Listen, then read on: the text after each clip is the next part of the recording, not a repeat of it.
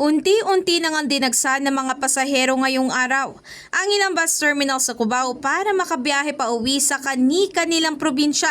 Ito ay para nga sa Undas 2025. Kabilang sa mga bumiyahe ngayon si Ate Jennifer na nanggaling pa nga sa kanyang trabaho sa may Quezon City. Mahirap na umuwi bukas eh. Holiday na bukas, di ba?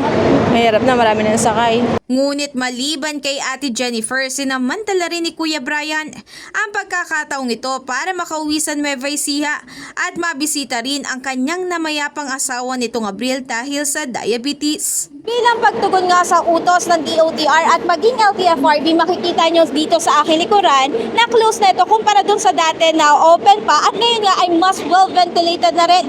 Ito pinag-ihintayan ng mga pasahero na papauwi sa kanilang mga probinsya. Samantala, inaasang daragsa pa hanggang bukas sa magsisiuwian sa kanilang mga probinsya para bisitahin ang kanilang mga mahal sa buhay. Kaya naman tiniyak ng pamunuan ng Baliwag Transit Incorporated na tuloy-tuloy lang ang ginagawa nilang safety measures. Usually, nung last week pa sila nakita ko, nung Saturday, nag-umpisa nang umuwi yung mga malalayo, yung San Jose. Pero ganun pa man, nakahanda naman kami lagi. Ini-expect naman namin talaga na maraming uwi ngayon dahil medyo maganda panahon. Tsaka lagi naman kaming nagpe-prepare dyan. Lahat ng bus natin, condition naman yan. Lahat dyan, yung makina, yung mga gulong, yung mga ilaw, lahat dyan, pati yung mga gauge. Lahat ng part ng mga bus na yan, chinecheck yan. Sa kabilang banda, hindi lang naman daw ang mga sasakyan ang kanilang kinokondisyon, pero maging ang mga driver ng bawat bus na siyang sinasakyan naman ng publiko. Mga driver namin, may mga seminar sila na ina-attendan every week. Tsaka may rest day sila, bago sila, may 2 weeks silang rest day, minsan 1 week. Kaya naka-prepare sila, pagsampa nila, nakaraan na sila sa rest day nila.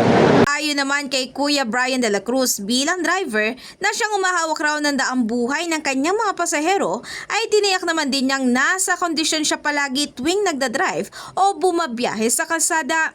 Pagka po nandito kami sa terminal, kunyari po ganito, pag matagal pa yung pila, nagpapahinga po kami, kumakain muna, gano'n. Tapos gano'n din po, pag nasa Bulacan, pahinga din po. Tapos pag bago pumila, gano'n din po. Mamahinga po kami na maayos para po pag biyahe, kondisyon na po yung katawan namin. Patuloy naman din pinapaalalahanan na nasabing pamunuan ng mga pasahero na uuwi ngayong Undas 2025 na iwasan nga ang pagdadala ng mga flammable materials at maging deadly weapons dito nga sa kanilang pagbiyahe upang matiyak ang kaligtasan sa kabuuang pag-uwi.